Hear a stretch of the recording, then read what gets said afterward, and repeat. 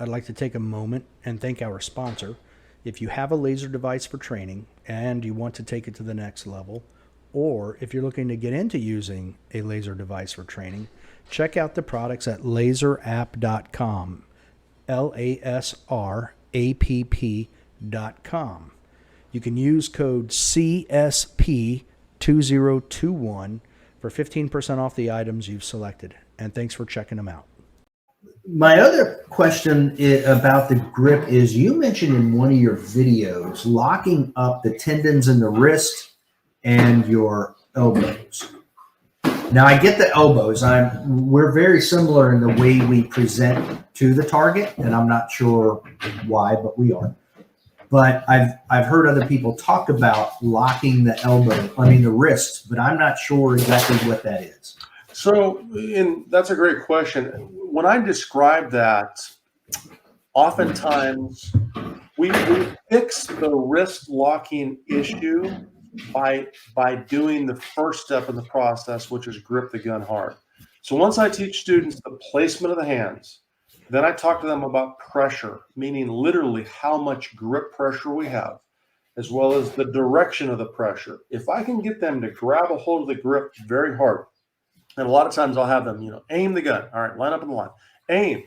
Okay, now you feel the amount of pressure in your hands right now. So now I want you to take your palms and I want you to counter rotate them together. And then I want you to squeeze the grip.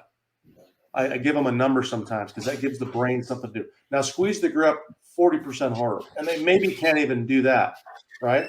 The second they do that, that gripping motion, that gripping strength automatically locks the tendons in the wrist up. So if we do the grip building process and pressure properly, the tendons are going to remain locked in the wrist. Because when you grab something, really hard, a baseball bat or a branch or whatever else, your wrist tendons kind of have to stabilize, because if not, your hand would be ineffective in terms of a gripping mechanism if the wrist was all loosey-goosey. The tendons in the wrist have to stabilize to protect the wrist to be able to pull your body weight or, swing the stick or whatever else. So I tell people, if you grip first, you can grab, if you're listening to this right now, the podcast or watching, grab your wrists and relax your hands, and then take that same hand and I want you to squeeze your fingers down and grip it really hard. Boom. You'll immediately feel your tendons lock up. So the solution to locking those tendons in your wrist is gripping the gun hard. And if your tendons get loose, if they're loose, that's an indication that you're not gripping the gun hard enough. Well, and that makes sense. I mean, tendons connect muscle to bone. So exactly. If your muscles are gripping hard, then yeah, okay. Well, it makes perfect sense. Didn't even think of it like that. Huh. Now you also had another video that I found interesting, and it was testing your grip using one shot, then two shots, then three shots. Is that specifically making for the palm on the back of the grip? Yes. So in that drill, if you can imagine, I call that the one shot extend prepper press. When you fire one shot with a handgun or a rifle, that recoil impulse gives you all of the feedback you need to know to determine if you are managing the recoil as good as you can and returning the handgun on target or rifle on target as good as you possibly can. So you don't need any more shots than one shot. So I always start my students off with a one-shot drill. And the way it might go is, you start from that index point under the trigger guard, you extend the handgun, you fire a shot, the gun lifts a certain amount and recovers a certain manner. You watch and learn from how much it lifts and how it recovers, and then you adjust grip pressure. You say, okay, Mike, I need to grip the gun a little harder. Or Mike, I need to drive my palms in a little harder. Or Mike, the gun floated and recoiled to the left. I need to increase my left hand grip pressure. And then you do that one shot at a time, over and over and over and over again, until you minimize the amount the gun moves, and maximize the speed that it returns. The dot or the sight comes back on target to the exact same spot. Now, once we've accomplished that, then we can increase the round count. And I typically do a 5-shot drill. I call it the 5-shot pace drill, where now I'm repeating that. So now can I do that at speed? As I move my trigger finger, can I maintain the supporting finger and wrist tendon lock, right? And is the other hand doing what it needs to do? So the one-shot extend, prep, or press drill is the grip building exercise. The 5-shot pace drill is a grip testing exercise. And then we add targets like the headshot. So now we have to manage the trigger with the prep trigger, and then we start to vary it up. I call those the fundamental 5. They're my 5 favorite drills. I do them in every single class, from a basic newbie class to an advanced, law enforcement SWAT team class. And they all teach different things. They all allow you to enhance and learn different things. They're very diagnostic in nature. And here's the full disclosure: they're not exciting. But if a student really cares about being a better shot, they become incredibly excited because they realize those are the things that will make them better shooters in terms of pure shooting skill. And that will speed up your shooting as well. Because I mean, if your grip is good enough that you have a straight up and down recoil and it's minimized, I mean, your follow-up shot can be rapid. 100%. That's exactly right. You build it one shot at a time, and then your follow-up shots, whether it's 1 shot, 2 shots, or 5 shots, are all the same process, and you can shoot much faster. Yeah, and if you're shooting a USPSA classifier where you're shooting 5 or 6 rounds pretty quickly, well, there you go. You just up your hit factor. That's right. So I assume too that if, like you were just saying, if your sights move to the left, then you need to increase your support hand, assuming you're a right-handed shooter. Then you need to increase your support hand grip. If it's moving to the right, then I assume it's your strong hand grip. Oftentimes, that's the general guidance I will give. Okay.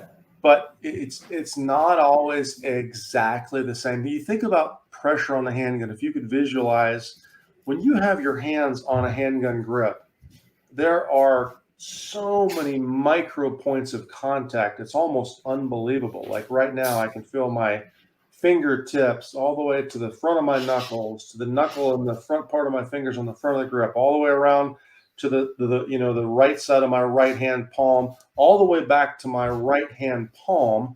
And that's just one hand. And when I add the second hand, so all of those points of contact are adding pressure to the handgun grip. And all of those pieces of pressure are influencing where it moves when the gun recoils, right? Recoils like water. When the gun recoils, it's going to move to the least resistance. But yes, generally speaking, if the gun is moving to the left, that means that my left hand palm pressure and my left hand grip pressure is probably not strong enough for a right-handed shooter, right? If it's moving to the right, probably the same thing. I'm not gripping hard enough with my right hand, whether that's in the palm or the gripping fingers themselves. And then, of course, the other movements we might see is the gun, flipping high and maintaining that position high. That's a tendon issue, which tells me the grip pressure is low. Or flipping high and porpoising, which once again is a tendon unlocking process, which tells me that the grip pressure was low and we didn't maintain it. Remember, we don't need to just build the grip pressure on the gun. We need to maintain the grip pressure as we're shooting, or potentially increase it if we find it to be too weak. But anytime we release that grip pressure, that becomes an issue. Wow. Okay. Yeah, I like the slow motion videos you've put in showing the recoil and how it returns back down. Now, how often do you use that type of thing in your classes to show people? You know what? When I do the bigger circle class with Rob Latham, we do slow motion video constantly. We say, hey, check this out. Come here, student with a slow-mo phone, come up and take a quick snapshot of this thing that we're talking about. All right, get a video of this. And then we show them, watch the video, what happened? And we talk about that in Q&A. I do some in my classes, probably not quite as much as I do with Rob, because we really break down those details. But I do use some of that material and talk about, hey, here's what's actually happening when you're shooting. What you think is happening is probably not what's actually happening. So someone come here with a slow-mo video camera or phone and grab a clip. Let's actually look at it. I want to show you what you're doing on your grip that you don't believe you're doing or you don't realize you're doing, and let that be a learning point. So do you recommend that your students do that when they live fire practice? Do some 100%. Yeah, I would Okay. say that you want to learn a lot.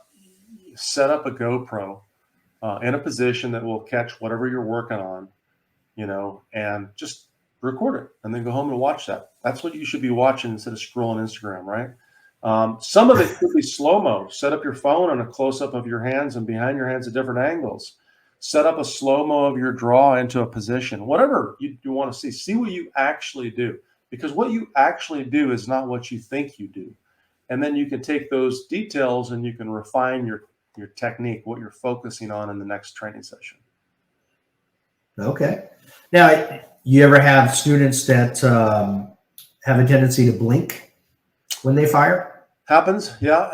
I don't know how common that is, but it certainly happens. I oftentimes will ask, tell me what you saw when you fired the shot. Give me a description of what you actually saw. Well, I don't know what I saw. Well, here, let's do this. Shoot another shot. I just want you to pay attention. I don't want you to try anything. Don't try. Shoot, and then I want you to tell me what you saw when you fired. Describe everything you see. Well, I saw the gun and maybe a little smoke come out. What did you see your sights do? What did you see the dot do? Well, I don't know. Do it again. And then eventually, if they don't see what's going on, I'll take the target out of the equation. I say, point the gun at the berm, a bright spot on the berm or dark spot on the berm. Now fire. Now, what did you see that time? When you take the target out of the equation that they're focusing on aiming at, that allows them just to watch the gun fire, and they get to see how it lifts and returns and how the dot moves or how the front sight moves into in and out of the rear sight notch. And there's a lot to learn. And in that discussion, oftentimes I'll find someone that can't ever tell me what they're seeing, and I'll be standing to the side and watching their eyes. Okay, this time I want you to take your eyes and I want you to open them and hold them open right before you fire. And they're like, oh, I think I was blinking. Yes, you were blinking. I feel like those individuals have to initially consciously focus on keeping their eyes open until it becomes natural. It's a process. I agree. Okay. And sometimes it's noise and recoil. So if you get them better hearing protection or double plug and you take some of that noise away, we respond as humans to noise. A loud noise, we're used to moving, because we're, a big crack in the brush behind us probably indicates there's a big old lion jumping at us. Time to move. Thunder, yeah. Right. Thunder, protect your eyes, protect your face, protect your body. That's just naturally ingrained. So, better noise protection is oftentimes a good start. And then the second is just a conscious, deliberate act of going, okay, hold your eyes open, fire a shot, and watch the gun. Boom. Oh, and it's not hurting you. And it doesn't actually move that much. It doesn't recoil that much. Just watch it. And the fun becomes then of just watching the gun and recoil and learning from what it's telling you. And they're like, oh, this is really cool. I'm seeing things I've never seen before. So right, you're actually seeing the gun. Yep. And I will say you've actually got me in dry fire just as part of a warm up. My warm up routine is the Judy Chop indexing. There you go. So I do love that video, and if you would go ahead and explain, let everybody know what I'm talking about. Yeah, well, we're talking about the Judy Chop is, the term I use for the trigger guard index point. It's the chop, and it's, if you look at this on the video or hear me describe this, the angle of my hand is chopping into the corner of the trigger guard where my strong hand and the trigger guard are meeting is a very specific spot. And if you figure out where to chop that hand into position with your support hand, you'll naturally rotate the hand around and rebuild a consistent grip. And that's the key. And I called it a Judy Chop because it's a chopping motion. And there's a funny video you'll look up. It's not a karate chop or ninja chop. Don't be ninja chopping no one. Just look that up. You'll Google it and find it. I don't want to give everybody the name of the guy, but I heard that a day before I taught a class. I don't even know what I was doing. And the next day I said it. It popped out of my head, popped out of my mouth, and the students were rolling and they remembered it. They're like, they remember that index point is critical. I'm like, well, if I need to use a funny term for my students to remember something, that's fine. I'll do that. That works, So Yeah, our other co-host uses that a lot just in normal conversation, just Judy Chop. There we So go. it is a funny term. It's catchy. Yeah, there we go. All right. Your reloads. You did a video which I liked on that one. And we've been focusing on, I'm not going to say focusing on reloads, but with our past several guests, we've talked a lot about reloads and how to do them. But where is it that you look on your magwell or on the grip of your pistol when you're doing a reload? Yeah, I'm literally looking right here in the rear left corner of the magwell, and I'm indexing there as well. So I'm trying to index kind of flat to flat and in, not at this angle, but a little bit of a flat to flat and side to side into the grip itself. And I've also found that with some of these guns, I'm actually loading a little higher than I was before. If I can get the gun a little higher and see that spot, I'll index and find a good load spot. Or if I go a little too low, I'm not seeing that as well. It's not as consistent. Also, in terms of the reload, keep in mind, folks need to work on the distance, the height, and most importantly, the angle of the gun. And I like to say, muzzle may be a little bit lower than you think, but I want you to point that magwell, at the source of where the ammunition is coming from. If you point the magwell at the source of where the ammunition is coming from, the angle will be lined up and the magazine will go easily inside the magwell versus fighting that process. Now you use the term fast, slow, fast. Sure. Is that fast to the magazine, slow as you get to the grip, and then fast insertion? Or yeah, that's exactly right. Yeah, drop the magazine and get to the new one with a proper index point. And of course, I'm talking about where the base pad of the magazine is in the right spot of the hand, and we've got a nice full grip on the magazine. Fingertip should be on the front spine, not on the tip of the bullet, right? So I want to reach down and grab the magazine as fast as I could possibly, move it up to the gun, and then I might slow down just a hair as the magazine is starting its insertion point, and then I rebuild the grip as fast as I could possibly rebuild the grip and get them back on target. But that slight slowing of the process where the magazine slows just a little bit and we get a good index point on the back of the magwell is the key to making your reloads more consistent. Keep in mind, a fast reload is really good. An incredibly fast reload where you miss 1 out of 10 of them or 2 out of 10 of them and you bumble or drop a magazine is not worth the speed you're getting out of that, what I call throw loads. You're just throwing the magazine in the gun and hoping it goes in. And also keep in mind, a single stack or a production gun is a little bit harder to load than like a limited gun or a carry optic gun with a magwell on it, which I guess is illegal in USPSA. But if you had a magwell, you can throw the magazines in. Literally, you're probably not going to miss that big hole. Single stack, though, you got to have that little bit more of a pause. So the harder the load is to do, the more challenging production, single stack loads, small magazine carry guns, or whatever else, the more the slow has to be deliberate when you insert that magazine into the magwell that moment in time. So. And we had Rob Epifania on a few episodes back, and he uses almost the exact same slogan you do, except he uses pause instead of slow. So it's very interesting how multiple people use the same, I don't want to say technique, but technique sure. and phrase to accomplish the same thing.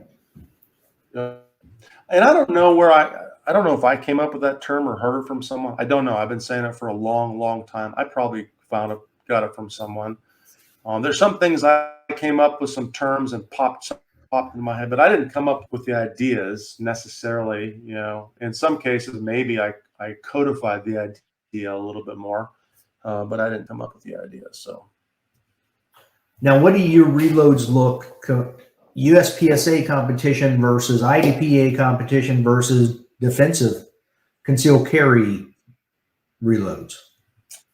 Yeah, they're all the same. The only difference in IDPA is I'm doing a slide lock load, So once I load the gun up at the slide lock load, I've inserted the magazine. I reach up and I release this with my left hand. I'm a left-hand releaser on the slide release. With this one, it's very big, very. But I couldn't reach it with my right thumb if I wanted to. So nothing really changes there. And the defensive load, it doesn't change much. I don't get into big arguments on, hey, defensive, now I need to drop the gun down and keep my head and eyes up and hope I get out. If I have to load the gun, which is statistically civilian, like incredibly rare, it almost has never, ever happened. I'm much better running or punching the gun to someone's face if I'm that close to them. But if I have to load, and load is important, I want to get the load done, which means I may glance the mag well real quick and, get the magazine in there. I don't want to miss that. If I miss that, I've got problems. So. Now, do you? I know what your background is. Do you train any military guys occasionally, or? I've worked a few military classes here and there. Well, is there any difference in your reload for them? Because typically now we're talking a totally different scenario. There we go. So no. Okay. About looking the magazine in, it becomes basically it's almost like the 9mm versus 45 argument. It's an argument, but it's really almost a moot point at these points, because the distinction that people have is, well, if I'm going to look, for example, the only difference is if I'm going to look the magazine in, right? The amount of time I'm doing that, if I were to do a load, I'll simulate it. The look might be here. My head and eyes are forward and aware right here. I may look right there, boom, and then I'm back on target.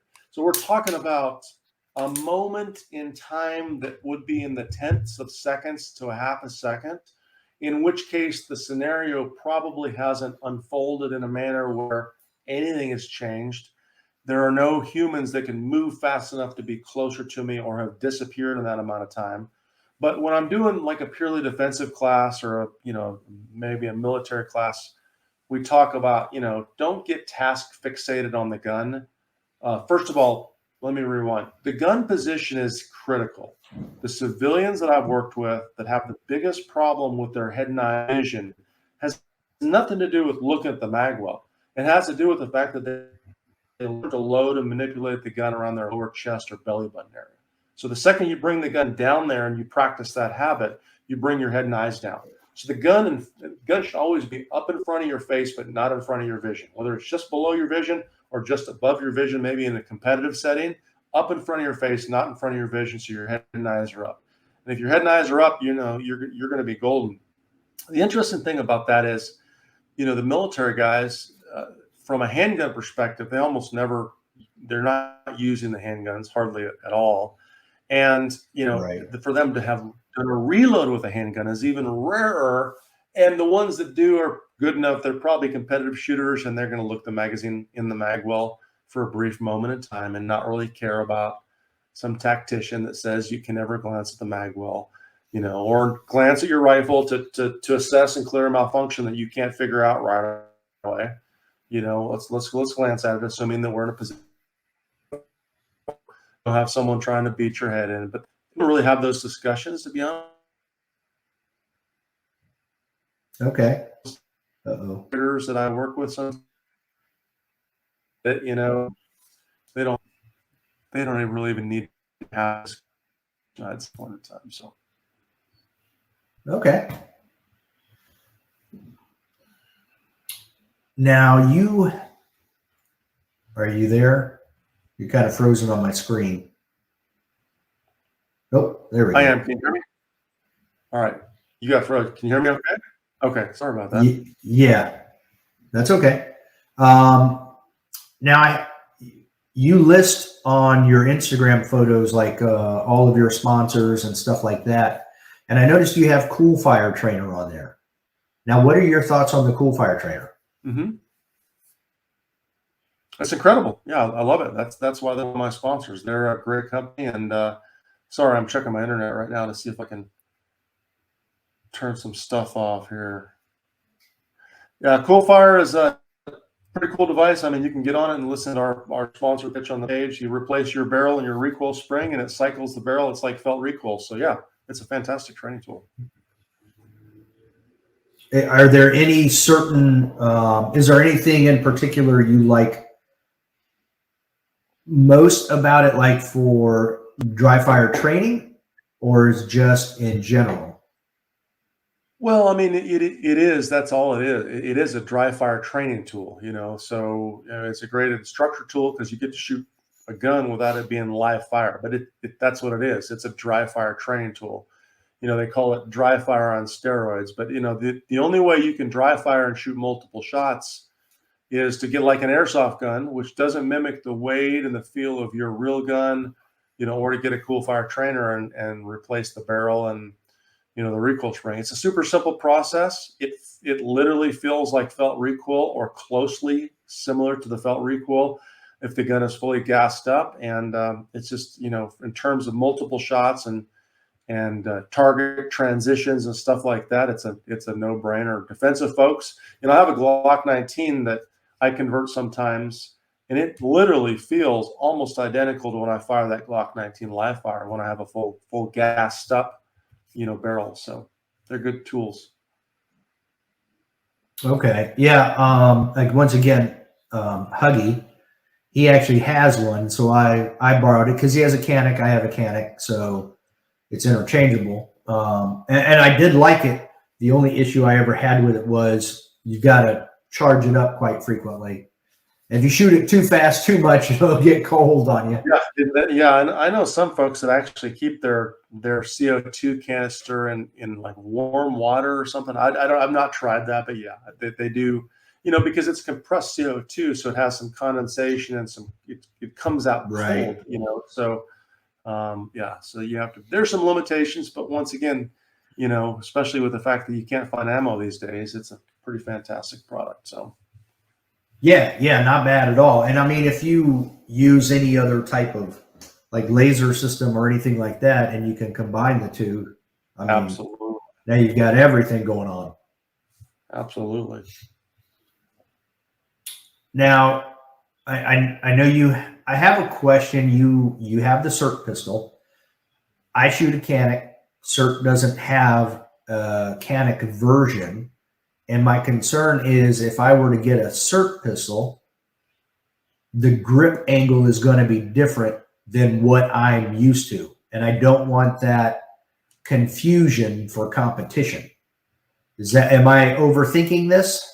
No, you're not. I mean, yeah, there's a grip angle issue with every gun you shoot. If I shoot a Glock for a week, the grip angle is different than my SIG. So if I pick up a SIG and try to go really fast, the gun will point differently. If I shoot a SIG for a Glock for a week or pick up my 1911, so it's something to accept. But you know, the point of a CERT for me, it's an instructor training tool. That's what I use them for. They're fantastic. Okay. You shoot Glock or an M&P variant, or they have one that mimics a 320 now. They're fantastic. I mean, you couldn't beat that as far as a training tool. But you know, Mike Hughes designed them as a high volume training tool. So you can learn literally to move your finger very, very fast and not the other fingers, to not do these, you know, this with the fingers. And also, you know, when you're moving or coming into position, that prep laser, this has a prep and a press laser, You know, when I'm coming into position and prepping the trigger and settling my body, the motion of the dot tells me a lot of things. So I'm learning a ton from it. So there's a lot of value in a CERT pistol. Is it the best tool if you shoot a Canic or whatever else? I don't know. But I practice transitions all the time because I'm still moving the gun, seeing the sight, and stopping the gun. Is it the same angle? Not exactly, but I don't worry too much about that. So interesting. Yeah, Leo has a CERT pistol, and it's a 320 because he shoots SIGs, and I've played around with it. And neither one of us had even considered that you could use the prep laser for determining what other things you might be doing, because he just covers it up with a piece of tape. Yeah. Oh no, the prep laser is critically important. I use it for everything I do. I mean, transitions and everything. When I'm driving the gun over and prepping the triggers, I'm stopping the gun on target. When I'm prepping the triggers, I'm coming into position. It tells you a ton of things. So Interesting. I'm going to have to pass that along. yeah. Now, you are also, as you stated earlier, on Live Fire app. What is that? Well, I think really the best way that you could experience live fire is just to check it out. They have a free trial, but it's basically it's the only firearms training app that I'm aware of that has a bunch of really good content, and will soon have a bunch of other great content. They're actually building a full studio in Tulsa, Oklahoma. It has a repetitive par time function on it. It basically allows you to see if I can pull it up. Yeah. So on the part-time live fire function, you can set up, and you can actually set a part-time in, and this is by design for me. So let me do 5 repetitions, and the reset time is 3 seconds. So I'm like, I wanted to be able to do dry fire without hitting my timer over and over. You know, how do I do this? So I had them set this up. The volume's probably down a little bit, but it'll give you a visual start, a certain amount of reset time, and this is all by design for me. I'm like, well, I want to have enough time to, rack my slide, holster, or you could change that too. Maybe you got to pick up a magazine off the ground. So that's one thing that's fantastic. But most important thing to me is the logbook, and that's right there. The thing you showed earlier is those are literally all of my dry fire and live fire training logs over months. So I can look at exactly what I did, what the weather is. I can pull up my notes. I can look at the gun I shot on it itself. And then, of course, beyond that is there's a community feed. So I can check out what my buddies are doing. I can like what they're doing. They can like what I'm doing. They can ask questions. You can message people. And if you go to the homepage, there's all of the content. So you can go to there's the fundamentals program I was talking about. And then as it slides through, and this is, they're using my stuff initially because I have a relationship with them, but there's some Ernie Langdon material. There's a bunch of other material. This is going to go to the next level very soon when the studio's done. So anyways, Live Fire app is on the, yeah, it's pretty dang impressive. Pretty cool. Yeah. So it automatically logs it for you, huh? Yeah. Well, you open up a log, and then it automatically opens up the weather and puts your date and all that stuff in. So, I can look at a log from last week, and I can tell you, well, man, I had 3 gun failures, and I can look, well, it was 89 degrees, and interesting. Is the weather affecting that? And was it sunny that day? Was it cloudy? Is the cloud affecting my groups? Whatever. So it's pretty impressive. Live fire, dry fire, dual purpose. So yeah. Now, would it work for rifle as well as pistol, or is it just designed for pistol? You log whatever you want. You could log live fire rifle training, live fire pistol training, dry fire training. You can do, like I said, dual use. You could log a live fire pistol and handgun session. So, when you do your logs, like if I go to the log, I'll show you on the video here. If I just go to log, and on the top of it, I create a new training log, and it'll tell me live fire, dry fire notes. So whatever I want to select. So let's go live fire. And once it sets that up, it tells me it preloads Thursday morning. It preloads the weather. I could turn that on. Wow. Here I could select, rifle notes, handgun notes, or whatever. Then I can add a picture of the guns I shot. Yeah, it's fantastic. Total rounds, total hits. And that's going to go to the next level too, where we're going to have different scoring systems. But me, like if you go to here, so you see all training logs. I think the video's not great, but if I could just go to my USPSA Nationals preps, it looks like I had 18 sessions I logged under USP. So that is just my Nationals prep. But I can also go just to my defensive handgun prep. So I can segregate. So you can create categories to put this stuff under. Yeah. Yeah, it's pretty fantastic. Wow. Yeah, that's pretty wild. I ask because, if we're shooting pistol, the temperature, the weather, the elements affect us more than it does our equipment.